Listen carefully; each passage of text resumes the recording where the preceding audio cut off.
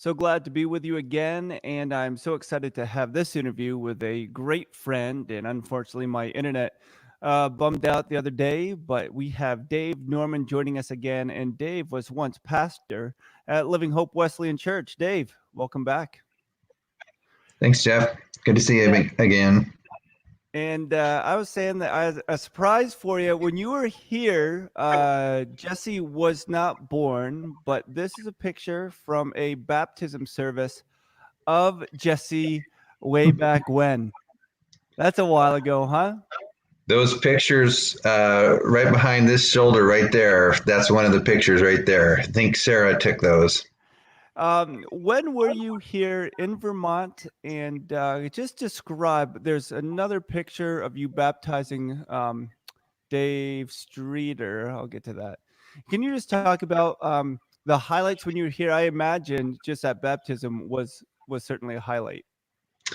Absolutely. I love baptizing people in nature, and that's I think from the reservoir just down the street.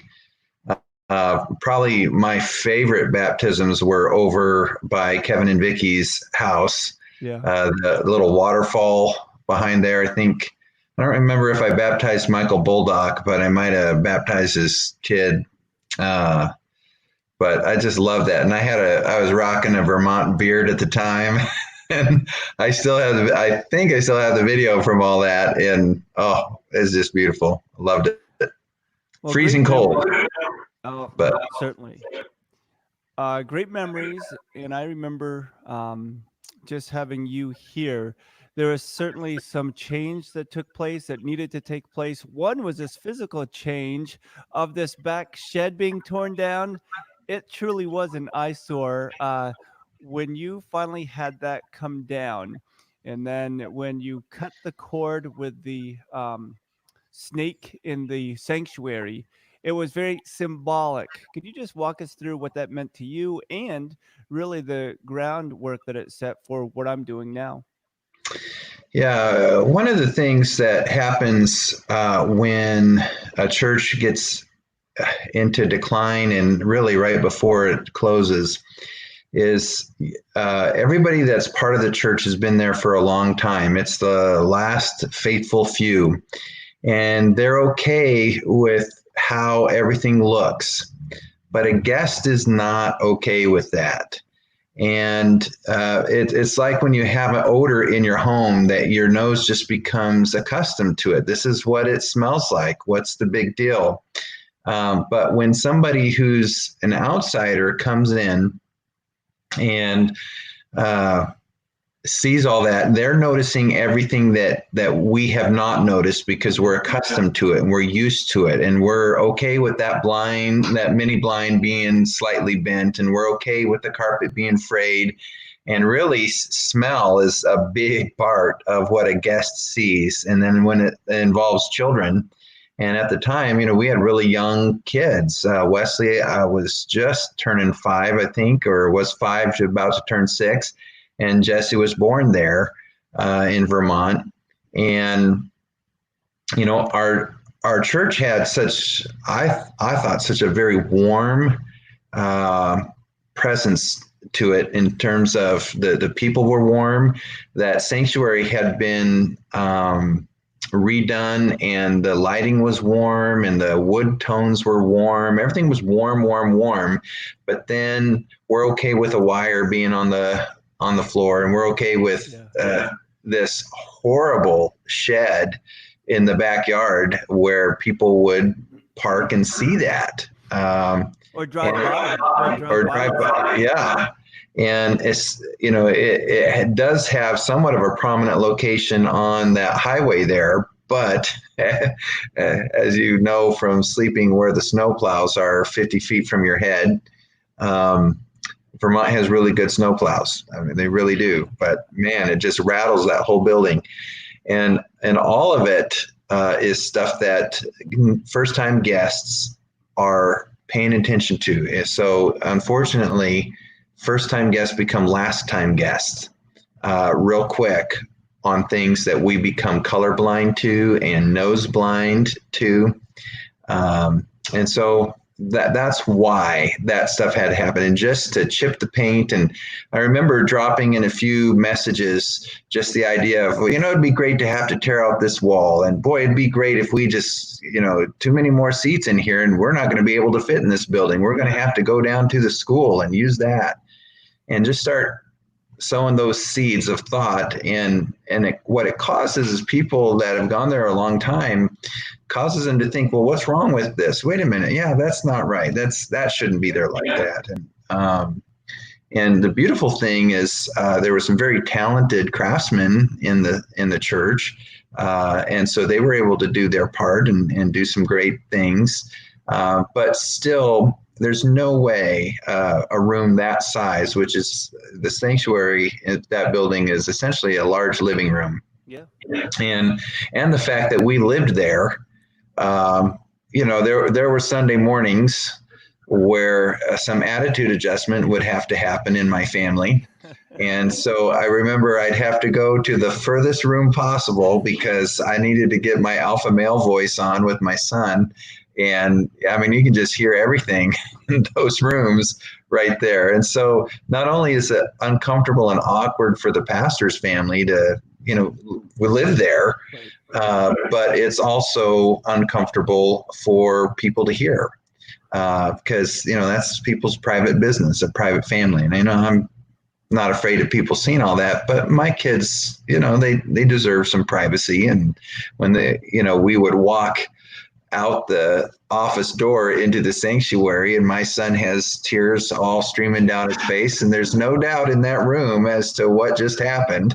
And while everybody gets a chuckle and okay, or some people might be rooting for the parents, the kid, he's just on display. And that happens enough in a pastor's family. You live in a glass house no matter where you live. It didn't need to be heightened. But so anyway, just a lot of stuff of laying the seeds of this has to happen someplace else. This is essentially a house church, and we need to find another spot. Yeah. Hey, I just want to point out this picture. This is one of my favorite pictures because it is Wesley in a basketball uniform. I think this is from this last season. But then just going back to this picture I skipped over, look at Wesley here, how things have changed since your time in Vermont. Just speak to your family. You went from Vermont to New York, then to Sioux Falls. Now you're in Minnesota. How have you seen them grow up more than just physically?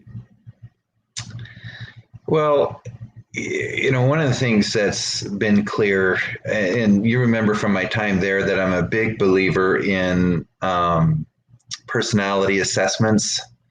I mean, you name it, let's do it. If there's Enneagram or Myers-Briggs, I don't care, just all of them. Let's do them all, because why wouldn't I want to have another insight into people? And our family, it's clear, Wesley looks a lot like me. Now, granted, I'm 40 or 41 and, overweight and just I look like me. I look like a dad. He has a lot of my features, but he has Jessica's temperament. And Jesse looks a lot like his mom, but he has my personality. It's just insane. And anybody that has multiple children, how different every single child is like. And so even our movie, that picture there, and the one you showed before it with Wesley in the basketball uniform, that was all part of the church planting process for us. Our parent church gave us the opportunity to either move mid-year and get situated here in Minnesota right away, or to wait till May and move. And Jessica and I, we really talking it over, because on the one hand, if we moved in May, it would be less disruptive on the Sioux Falls end, but Sioux Falls isn't permanent. And it'd be less disruptive with the school year. And my dad was, really interested in us sticking around. He thought, you really shouldn't move a kid mid-year. But then we thought, if Wesley comes up here in the summer without having the benefit of a semester of school under his belt, then all of the friends that he would have would be I mean, it's up to him to make those friendships. Being new to town, not knowing any of the neighbors, not having anything other than I live here be what he'd go with friends, have to work with friends on. So we decided that we would move mid-year, and we asked Wesley before we actually came to the final decision, what do you think about this? And he said, well, he'd be cool with it. I mean, he wasn't real wild about leaving Sioux Falls because he had formed some friendships there. But he was cool with that. So when we got here, Minnesota started the boys basketball season January 3rd. And that was perfect because we moved here January 1st. And so he got right in, and the friends that he's had overnight have been basketball players. And we've thrown in a couple of friends from Sioux Falls for his 13th birthday when he became a teenager. We brought up some friends from Sioux Falls and went up to Mall of America. And so we've been incorporating those things as much as possible. And it's worked out really well. And right now, I can't imagine us trying to move in May 2020 with no jobs to be had in this area. I mean, we've got significant unemployment, as do many parts of the country. But the housing market, it's just interesting. And what a unique situation. And God knew all that when these decisions were being made. Us, and we've got another couple that's moved up here with us to help us start the church. They had the same situation. They started moving early, got their jobs, and everybody's all employed and working through as essential workers. Every one of us are considered essential workers. And it's just been a great provision of God. And our son has friends, and both of them have friends. It just couldn't have worked out better. We're just very grateful for God seeing that. And again, this is Jordan, a great friend of mine and confidant, former pastor at Living Hope Wesleyan. And as we look back through a couple pictures of his time here, you transitioned from here. You went to Celebrate Community Church in Sioux Falls. It's not a small church. When we were cut off last time, you said how God used that experience to really humble you, but really form you. Could you just speak to that again? Yeah, I was just saying, you've got to have people that can speak into your life and not be yes people. And Celebrate is that kind of a family. I am so aware of their love for me, and many times it has been love that confronted issues and many times to affirm. In fact, where we're pastoring right now is completely because of something that was shared with me. I was setting my sight on another small town, and one of the pastors who's involved in the church planting process said, you need to look at a larger community, because we just think that the church you'll start needs a larger community because it's going to be a larger church, and because it's going to be an orchard, not just a church plant. In other words, we're going to plant many churches out of this one. Then it needs a community that can sustain that. So that's what caused us to find the one that we're in. In this picture behind me, it's your boys in a helicopter, I believe. And as I recall, you had a love of airplanes. Just seeing your kids kind of grow into the things that you love, understanding that struggle process, the journey is part of what God's design is for us. When you see these boys in the helicopter, how exciting is it for you to know that God has a plan and a future for them? Well, it's just incredible. Of course, I think that of every person, that God has a purpose for them. And it's fun to see the boys in my genre. That particular picture was taken at my, I'm pretty sure that's at my father's retirement. I think that was where it was. Anyway, my father is a cop, and that's the sheriff's helicopter. So that was not just my interest, but my father's legacy. And it's cool for them to connect like that and see that. But one of the things for my boys, because it's an interesting question that you asked, because Wesley in particular is into opposite dad right now. Just about anything that could not be dad, that's what he's into. So He's literally writing rap lyrics, making rap videos. The talent show that he was going to is rap music. If the Gaither vocal band comes on, the iPod playlist, he's like, oh, Dad, come on. And it's wonderful to see that. One of the things with my boys that we've always made clear is you can do whatever you want. Just do it for Jesus, whatever it is. I don't expect my boys to go to college. I've been to college a lot. I've got 3 degrees. Jessica has 2. And I don't choose that for him. If he wants to do it, fine. If you want to do a profession that requires it, then fine, go and do that. But if he wants to be VOTEC or whatever, just look, when you turn 18, you got to find another place to live, and you got to find either a job or a school. Your choice. You go for it. And but if the Lord lays a call to ministry on their heart, good.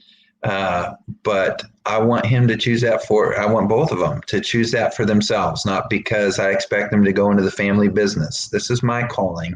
It's their calling while they're part of my household, because as Joshua said, as for me and my house, we will serve the Lord. But when it's their house, they get to do it their way. I'm just trying to point out, if you want to be a mechanic, if you want to be a rapper, whatever you do it for the glory of Christ, and that'll be fine by me.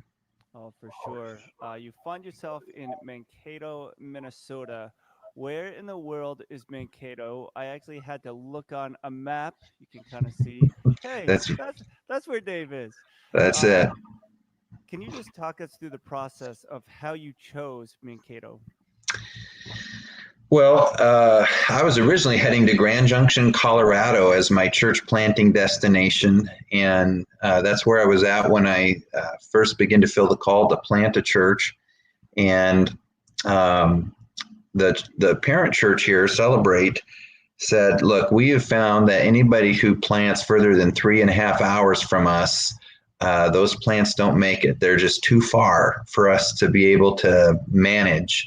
And so we'd like you to consider planting within 3.5 hours of Sioux Falls. So we drew a circle on a map. And of course, I'm a little bit tech savvy. Google Maps has an ability to put pinpoints in based on data that you provide. So we mapped out what all the largest communities in Minnesota were. We got, population stats we put in. Then we put some pictures or stats in of what the Wesleyan churches and the size of those churches are also there. And we did that for several districts because 3.5 hours from Sioux Falls encompasses 3 separate districts of our denomination. And so we saw there was just this big hole in southwest Minnesota. I mean, they're the largest church and the only church east of I-35 and south of the cities is a church of about 30 people closer to the interstate, I-35. And so we started looking at several places, Albert Lea, a town called New Ulm, and a town called Marshall. Albert Lea is just a major intersection of interstates. I don't know what other industry they have there. They probably have a meat packing plant is my guess. But we went there and drove around and saw some Save Our Hospital signs up and realized this might not be the best place to be, just because if the breadwinning in the family is done by my wife as a lab tech, she needs a stable hospital. And so up here in Mankato is Mayo Clinic. Mankato is what it's famous for. It is where the Minnesota State University is. And so for years, the Vikings training camp was in this town. And so it has a little bit of regional notoriety for that reason. It is a beautiful town. It's right where 2 rivers come together, the Blue Earth River and the Minnesota River. And it's just beautiful. And then we went to Marshall, which is where Schwann's is headquartered.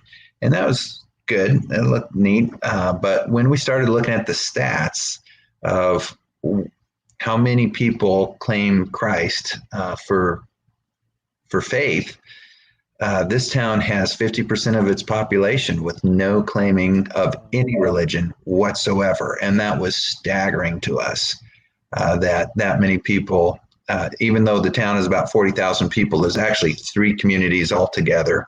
3 counties come together here, so the county lines break it up into the different communities. And so about 100,000 people is where we're at, within 10 miles of city center. And half of that doesn't know Jesus.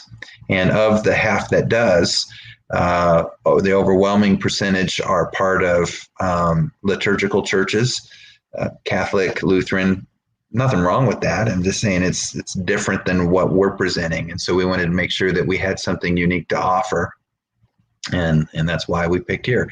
So the parent church, we're within 3.5 hours. It's actually 2.5 hours away. And the reason that's so important is because they say 4 out of 5 church plants, of the 4 out of 5 church plants that fell, the ones that fail have some kind of problem with their parent church. There's something wrong with that relationship. And so even Living Hope, when we were there, we changed the name, Living Hope Wesleyan Church, because we want to make that connection. We're part of something bigger than ourselves, because partnership matters, and being part of a network matters. If for no other reason than the care of your pastor,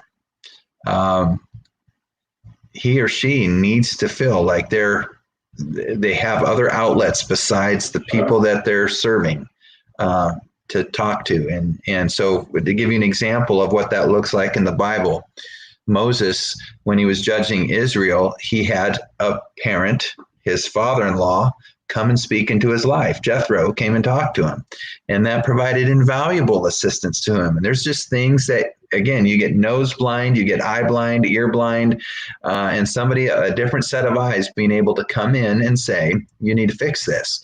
Well, that's what being a part of a network is all about. So, of course, we're still a Wesleyan church, but we're part of the Celebrates network.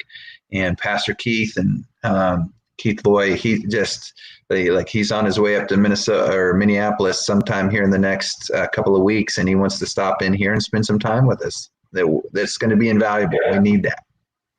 And what I wanted it wasn't only in Kansas, but you brought to Vermont as well, is volunteering for the fire department. Can you just speak to the importance of a pastor getting out of the office and being a part of the fabric of the community? Absolutely. Our calling is to the harvest fields. And believe it or not, the church itself is not the harvest field. They're already saved. So it's an interesting phenomenon in the church, because the minute you receive Christ as your Savior, it's no longer about you. It's no longer about you. We wear these bracelets. What would Jesus do? Well, Jesus would die for people who don't know him. That's what Jesus would do. Yeah. And so our calendars and our time ought to look like that. There are people that have administrative gifts and stuff, but and I have those, but it can't be to administer the church. My administrative gifts need to be used to win other people with administrative gifts out in the community. And so there in Stowe, I was Rookie of the Year for the fire department, and did their website, and they've since changed it. I mean, they had it for several years, but did their website. I don't think I did any secretarial work other than the website and that kind of thing. But that's just what we do. You have to spend your time around people who don't know Jesus, or you're never going to meet people who don't know Jesus. And for me, as a pastor, when I come in and say, well, hey, I'm a pastor, so talk to me as you would a pastor. Well, they don't have a pastor in their life, and they don't know how to talk to a pastor. They might have a memory of what it was like to have a pastor when they were a kid, but that wasn't somebody they approached. It's been years since they've been around that. And so you have to go on their terms. And so finding things in common that you can do with people that don't know the Lord, that's what you've got to find. So I'll give you an example. Right now, I'm working for Coca-Cola. That's who pays my bills right now. And the first people I win to Jesus are likely going to be PepsiCo people. And that's because all the Coke guys are at other stores, but the Pepsi guys are right working alongside me. And so today, I've been working on one man that he's really into baseball cards. And I don't know anything about it. I love baseball. It's just like one of the things that you have to be if you're an American. You got to go to one ball game a year. You got to eat apple pie and you salute the flag. I mean, that's what you do. Anyway, I realize that's bias and it probably turned off a whole bunch of viewers out there, but I'm just saying baseball's America. And so anyway, he's into baseball cards. And my brother was into those when we were young, and I just don't know anything about it ever since. And so I've just been listening to him talk about baseball cards. I mean, this is how it is. He'll just stop what he's doing, whip out his phone, and show me the last baseball card that he got. And he does this every week. He does it on eBay and that kind of thing. So I just keep showing interest, even though it's not my thing, but it's his thing, and I want to know that. So today was the first day I just mentioned to him, sometime I ought to have you over. We'll have a cookout or something like that. I'll grill you some steaks, and you can show me and my boys how to get started in baseball cards. And man, he said, man, I would love that. Let's do that. So all that is to win somebody to the Lord, and and eventually they'll be part of my church, and eventually they'll be planting a church. It's just how it works, but it's got to start somewhere, and it's not going to start inside the walls of my church. A couple questions for you, and then I'll let you go. Thanks again for making the time. It's always good to talk to you, and to interview you is a privilege for me. In my devotions today, I read something that said something, and then I just went off that Jesus is the archer, and we can be the bow or the arrow. The problem is the bow gets stretched and feels tension and is used to send people out to be a hero maker. The problem with the arrow is you are created for this, but you're comfortable in the sheath with all of the other arrows. And when you are flying through the air, you are not certain of the target, and you wonder if it would be better to be the bow or if it's better to be the arrow. So if you can follow along with that analogy, that picture, how important is it that we allow our lives to be used by God, the archer, however he chooses? Well, I think I'll pull it to a passage that Paul mentioned, because what we get into envying what other people are. Oh, that'd be so cool to be the arrow, or oh, that'd be much better to be the bow. There's a discontentment with whatever role we have that is so normal and common. And I think it doesn't matter which one, as long as you're blindfolded and understand you will always be blind. God doesn't let you see anything more than what's happening right that moment. And even then, you don't even understand what's really happening that moment. When we were coming out here, I applied for about 100 different jobs. And out of 100 jobs, I was interviewed for, I think, 4 or 5. And out of 5 interviews, I was offered 2. I actually accepted both jobs. I quit the first one and took the second one when Coca-Cola offered. And I got to tell you, there was a little bit of, I was a little miffed that the only thing the Lord would provide for me to do in Mankato is an entry-level stock boy for Coca-Cola. I mean, I was pretty miffed about that. And now, today's payday, I just sent my tithe in by text, and I have a paycheck to tithe on when a whole bunch of people don't, because I'm in a food industry, and that's essential. And it's just amazing how the Lord allowed all of those rejections, because every one of those things that I was applying for is something that right now is unemployed. Every one of them. And I am not so financially set that I could absorb that kind of thing. And so the Lord's seeing it, the archer sees it, and we don't. And that's one of the things that's frustrating, because we think we'll see more if we're the bow. Or we'll see more, we'll have much better perspective. We'll be much more fruitful for the Lord if we're something other than what we are. And so what Paul had said on this, he used the analogy of a body. He said the hand can't say to the foot, I don't need you. And the head can't say to the leg, I don't need you. Like every part of the body has its place. And it's chosen by the Lord. And he chose it when he formed you. In fact, way before he created the world, he knew exactly which role each of us would fulfill. And that is what he wanted us to do. He has designed us for a purpose, and that's where we can find most pleasure, which is one of the reasons why I'm always into those personality things. What has God wired you for? What is your shape? There's a book, Purpose Driven Church. Rick Warren, the author of Purpose Driven Life, he wrote it. And anyway, he talks about shape in there, your spiritual gifts, your abilities, your habits is the H, your abilities is the A, P is for personality, and E is for experience. God uses all of those things together to determine what it is you need to do. I can tell you, though, it doesn't matter what your shape is, there's not one of us that isn't called to be a disciple maker. All right, so we are both a disciple and a disciple maker at the same time, no matter what we are.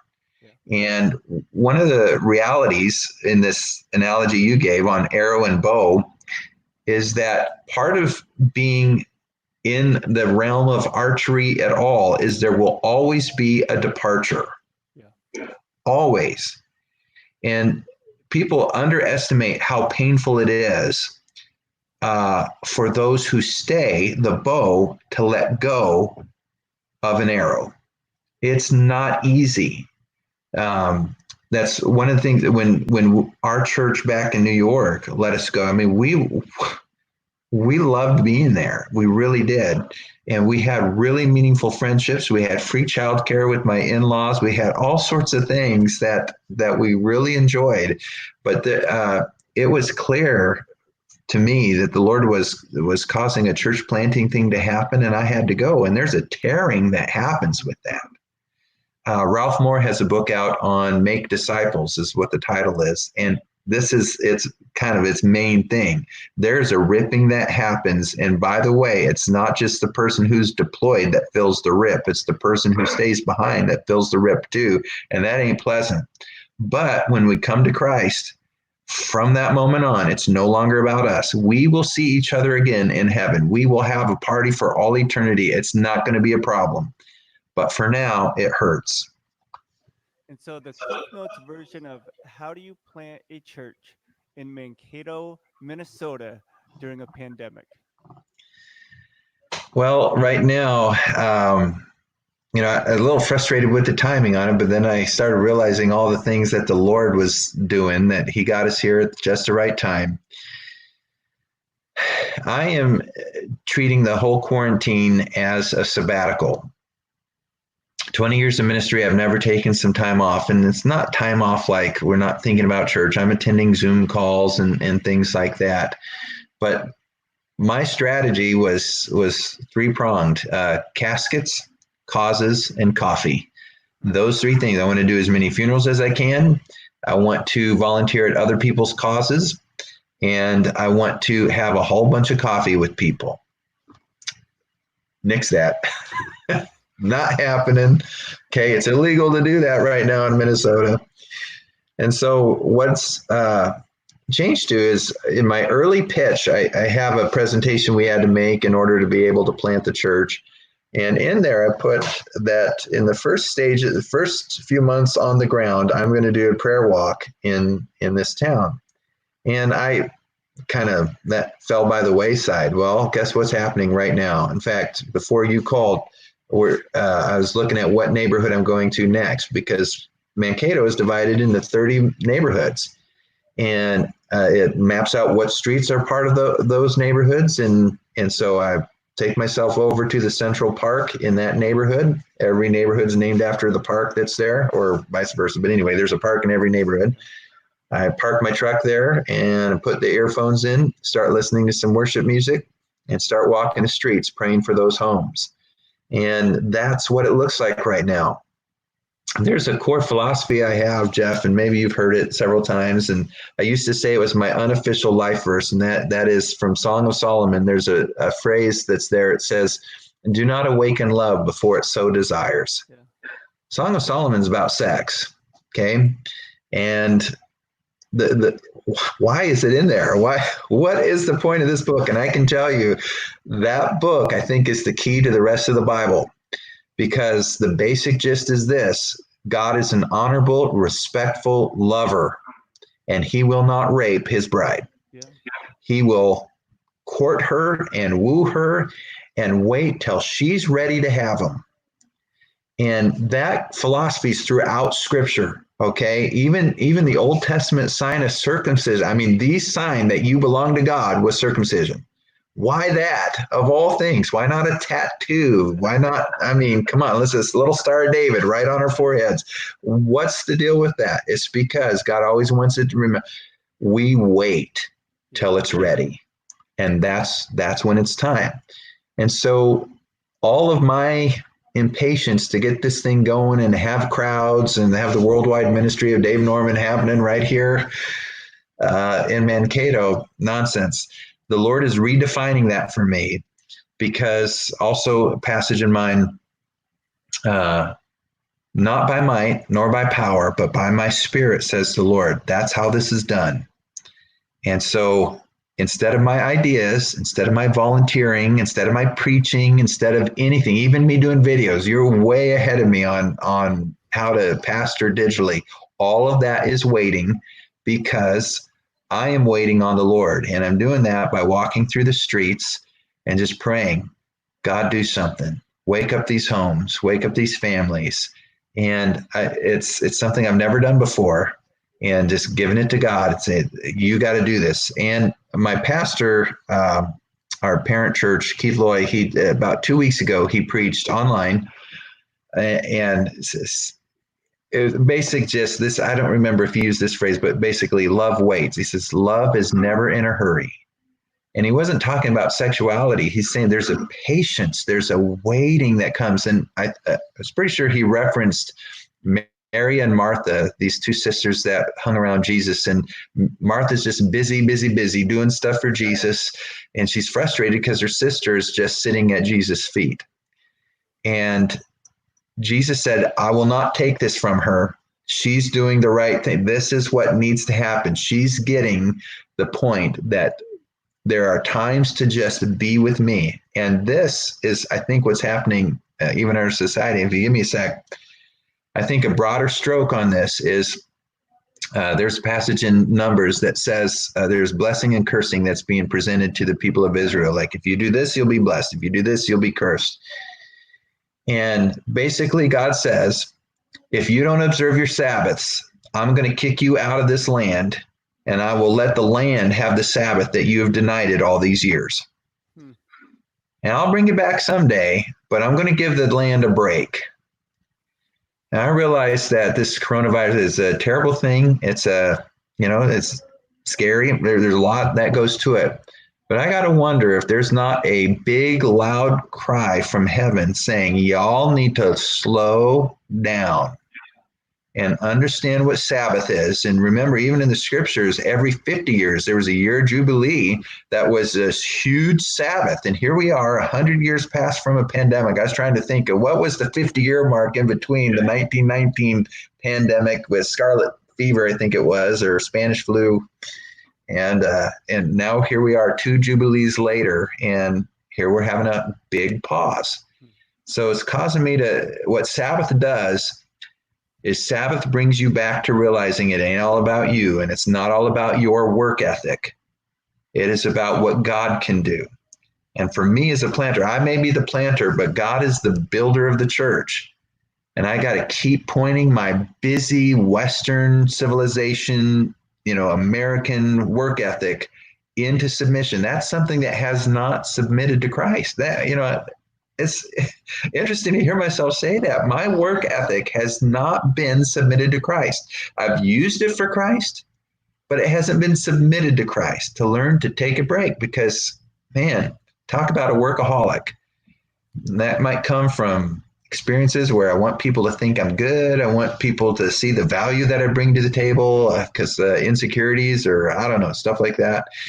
Yeah. But Sabbath says, you know what, let's just take some time to be with God. So that's what's happening here. A little bit of sabbatical, and that's how I'm planting the church. I'm walking through the streets praying right now. That's a great word. If you allow me, Yeah, I'd like to pray for you, and then following, if you'd pray for us, that'd be great. absolutely. So let me pray for you. Jesus, we thank you so much for Dave and Jessica, Wesley and Jesse. We just pray as you continue to move and prepare them and guide them. We just pray for a harvest of those that receive your freedom, your hope, your salvation, your love. And God, we just ask for open doors and especially during this pandemic, bring signs of your righteousness through changed lives. And we just lift up Dave that you would provide for them financially, but in every way conceivable as they plant this church and desire to do your work. So I just thank you for our friendship. But God, I just thank you that we are co heirs in what you are doing and leading in. So, Jesus, we say thank you for Pastor Dave and his family, and we give them to you again. In your name we pray. Father, I thank you so much for Pastor Jeff and Bethany and their kids and all the transitions that's happening right now in their lives. These were smaller kids when I knew them, and God, I pray for your hand of blessing on them, but not just blessing. I pray for favor. That Lord, they would grow in favor not only with you but with man as well in every way. And Lord, I pray for the Church of Living Hope. That Lord, you would continue guide every step, provide every need. I pray that you would help them to do more than they ever thought was possible, that they would be multiplying in disciples, that each member, each person that calls that place home would grow up in Jesus. And if there's any breath of it's about me and my taste and my preference, that would be given to Jesus, because once we come to salvation, it's not about us anymore. It's about the lost. And I pray for every new person that comes through those doors that they would feel the same warmth and welcome that I felt when we came with our family. I pray that you would use that no matter what building is around them, whether it's a middle school, whether it's people's living rooms because they're doing this stuff digitally right now, whether it's a place that they build themselves. Lord, whatever it is, I pray that you would use this church in such a way to transform lives and continue to just open doors and opportunities. I know you've used Jeff many times in the public school setting and with coaching and all that. I pray for favor even with that everything he touches would just turn to gold as far as the world's concerned. That his teams would be championship teams and that these kids would grow up to be championship players, all because a man of God touched their lives. I pray you would use every piece that have thus far been part of Jeff's experience and that church's experience and their worship leaders and their volunteers of all sorts and stripes. Lord, that you'd use every piece of their experience, whether it was good or bad, for your glory and redeem that. And God, would you place an anointing on that church to be both arrows and bows in the hands of the archer? That they would send some, that they would keep some, that you would know the difference and that you would make it clear as to who you would want to go, just as you did for Paul when he met with those believers on the shore and he says, he needs to go. This one needs to go. Lord, help him. God, I pray for your help. I pray for your blessing. I pray for your strength. I pray for your healing on anybody that's sick. Anybody that would have the COVID thing or any other virus, God, that you'd heal their body. And God, let us just build such a incredible church with you that would last for generations and that Vermont would come to know Christ through the many churches that come from Living Hope. We pray for your help in Jesus' name. Amen. Amen. Dave, thanks so much. My pleasure, buddy. Talk to you later. And again, that's David Norman, former pastor at Living Hope Wesleyan Church, but a great friend of mine, to say the least. I just want to encourage you to be part of our 9 a.m. Sunday worship experience. You can not only join, but you can invite others to watch with us online, whether YouTube channel, Facebook, or Instagram. And we continue to worship together individually during this time. But what a joy is it to know that God is with us right where we are. We don't have to go to a building and wait for him. We can experience his love and his truth, his embrace right now. So if that's what you need, that is our prayer and receive his arms of love for you in this very moment. All right. We'll see you Sunday. We'll talk to you soon.